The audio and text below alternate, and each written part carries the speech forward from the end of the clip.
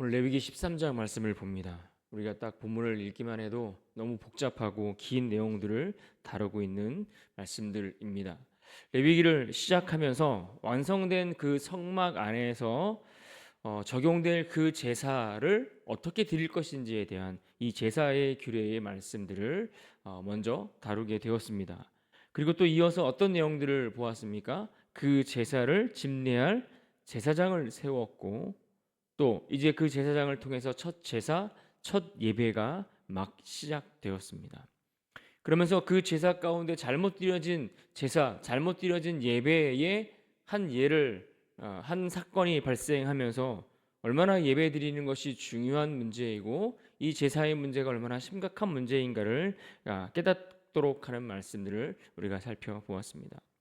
그리고 우리가 보고 있는 11장부터 15장까지 이어지는 말씀은 소위 정결법이라는 내용을 다루고 있는데 보다 구체적인 삶의 자리 속에서 적용될 말씀들을 다루고 있다. 그렇게 할 수 있습니다.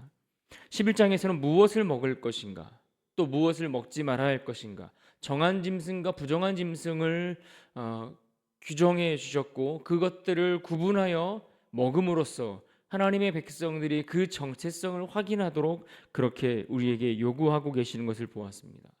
그런가 하면 어제 우리가 살펴본 12장에서는 여인의 출산 문제를 다루면서 이 여인의 출산에 대해서 어떻게 대처해야 되고 그 문제를 어떻게 다루어야 하는지에 대해서 살펴보았습니다. 그 역시 하나님이 한 여인을 향한 하나님의 배려와 하나님의 세심한 그런 마음들이 그 안에 담겨 있는 것을 우리가 생각해 볼 수 있었습니다. 그리고 오늘 이어지는 13장과 또 내일 보게 될 14장까지 이어지는 말씀이 소위 나병에 관한 말씀입니다. 오늘 본문에 보면 이 나병이라는 단어를 히브리어로 짜라아트라는 단어를 사용했습니다. 짜라아트라는 단어가 사용되었는데 이것을 나병이라고 번역을 한 겁니다.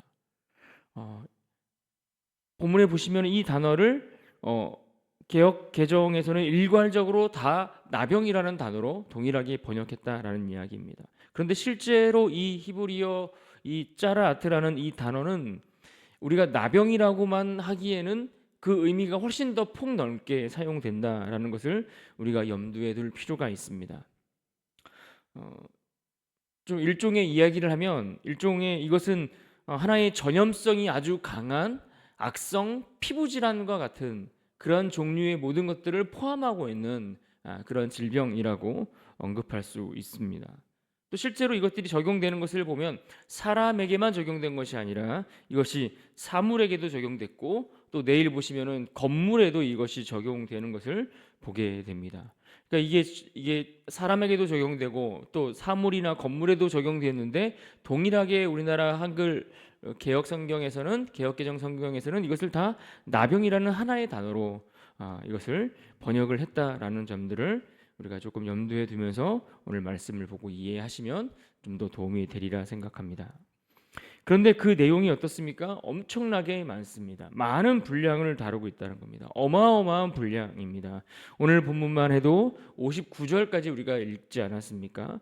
성경에서 분량이 많다라는 것은 당연히 그만큼 중요한 비중을 차지하는 부분들이 있기 때문에 무엇인가 중요하게 다루고 강조하고자 하는 바가 있기 때문에 그러한 많은 분량을 할애한다라는 점을 우리가 이해할 필요가 있습니다. 11장에서 보시면 음식 문제를 다룰 때에도 이 음식 문제를 다루면서 굉장히 많은 분량을 할애했습니다. 47절까지 그 내용들이 소개되었습니다.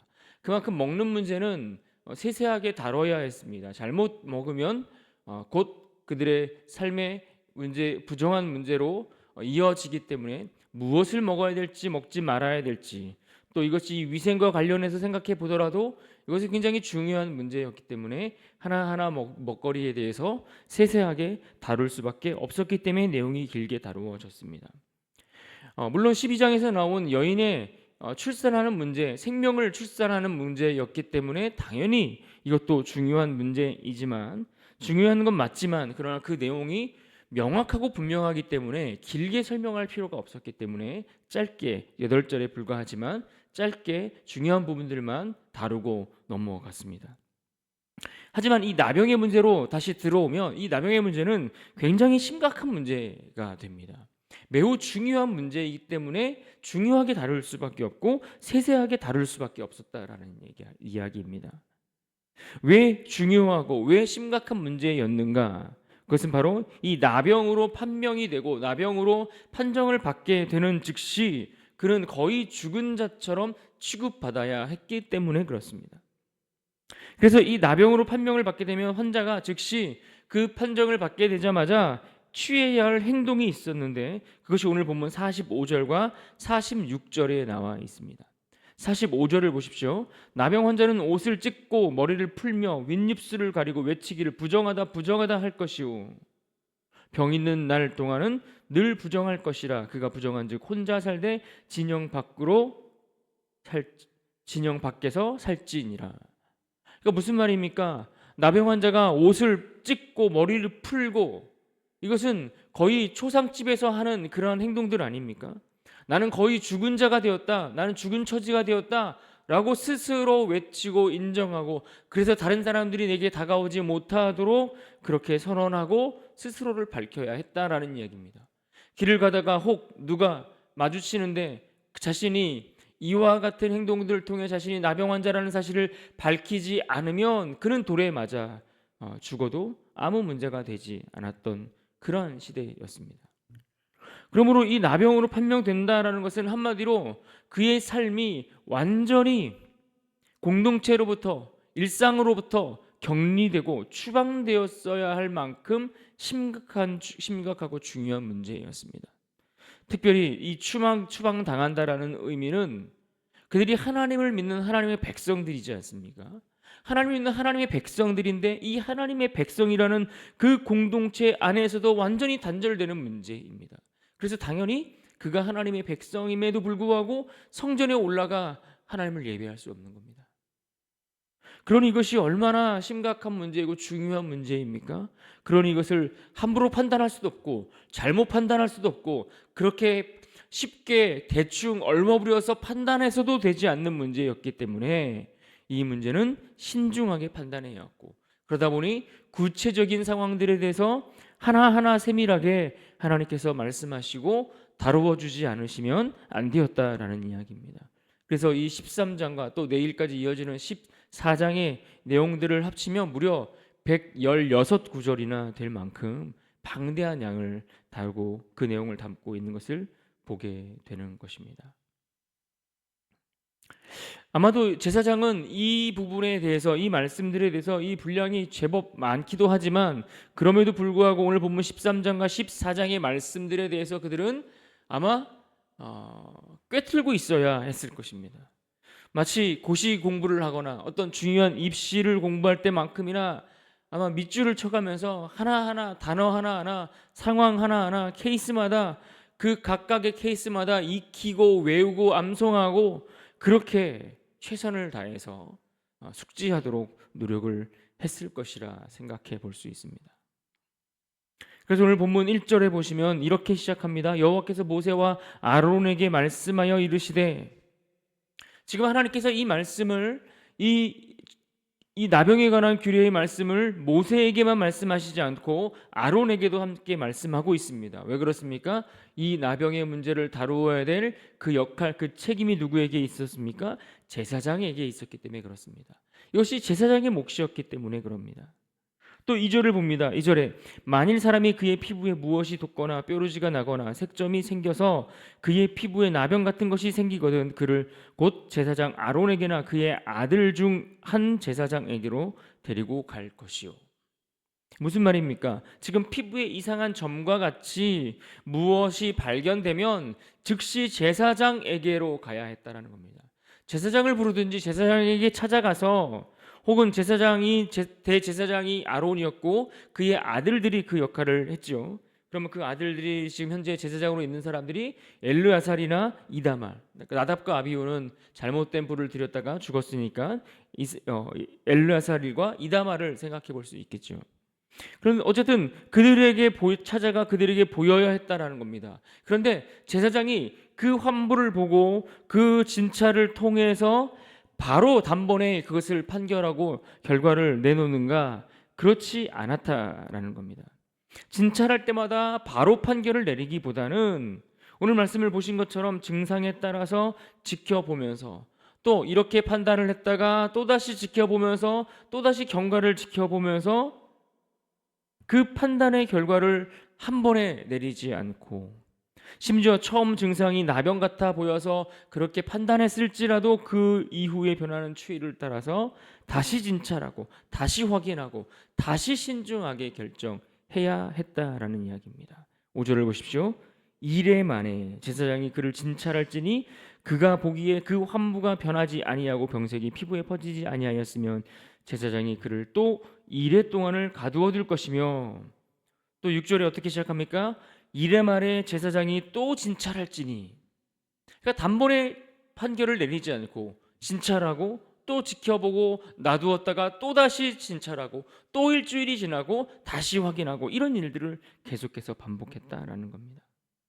그러니까 그만큼 한 번의 판결을 내릴 문제가 아니었고, 이건 증상에 따라 아주 신중하게 그 사람의 환부를 살피고 지켜보면서 어떤 면에 있어서는 매우 번거롭고 수고스럽지만 그렇게 해야만 했다라는 것입니다.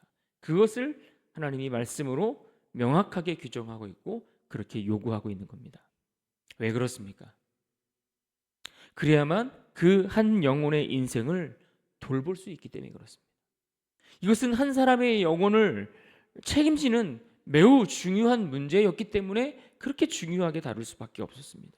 특별히 이것은 그가 하나님의 백성으로서 그 공동체에서 떨어져 나가면 안 되었기 때문에, 어떻게라도 그가 그 공동체 안에 붙어 있어야만 했기 때문에 이 문제를 심각하게 다루면서, 중요하게 다루면서 꼼꼼히 살펴야 했다는 겁니다. 물론 여기서 제사장이 나병의 여부를 진찰하고 판결하는 것은 어떤 의학적인 판단을 감당했다라고 이해하기보다는 제의적인 측면에서 그 역할을 감당했다고 보는 것이 옳습니다. 물론 공동체 안에서는 전염성의 문제가 있었기 때문에 이것이 매우 중요한 문제였기 때문에 당연히 위생적인 측면들도 포함되어 있었을 것입니다. 근데 여하튼 중요한 것은 지금 이 13장과 14장에서 제사장이 감당해야 했던 그의 역할을 우리가 주목해 보셔야 하는 겁니다. 그래서 이 13장에만 제사장이라는 이 단어가 46번이나 반복되고 있습니다. 그런데 만약 그만큼 제사장이 해야 될 역할이 중요했는데 이 제사장이 그 역할을 잘못 감당하면 어떤 일이 벌어질까요? 환자의 그 환부를 보고 신중히 살피지 못해서 제대로 된 판단을 내리지 못하거나 잘못된 기준을 적용했거나 잘못된 케이스를 이 케이스로 이해해서 엉뚱한 판단과 결정을 내렸다면 어떻게 될까요? 그렇게 되면 이스라엘 공동체 전체가 혼란을 맞을 뿐만 아니라 고통을 받게 될 것입니다. 그러니까 기본적으로 제사장과 백성들 간에 당연히 신뢰 관계가 필요한 것 아니겠습니까? 이것은 마치 오늘날 세상과 교회의 관계 속에서 교회가 얼마나 신뢰를 받는 관계가 되어야 할 것인가가 중요한 문제로 다루어져야 하는 것과 같은 것입니다. 오늘 본문에 보시면 나병과 관련된 증상에 대해서 이것이 사람에게만 적용되지 않고 사물에도 적용되었던 것을 우리가 보게 됩니다. 옷이나 가죽에 적용되는 말씀이 나오는데 47절과 48절도 보겠습니다.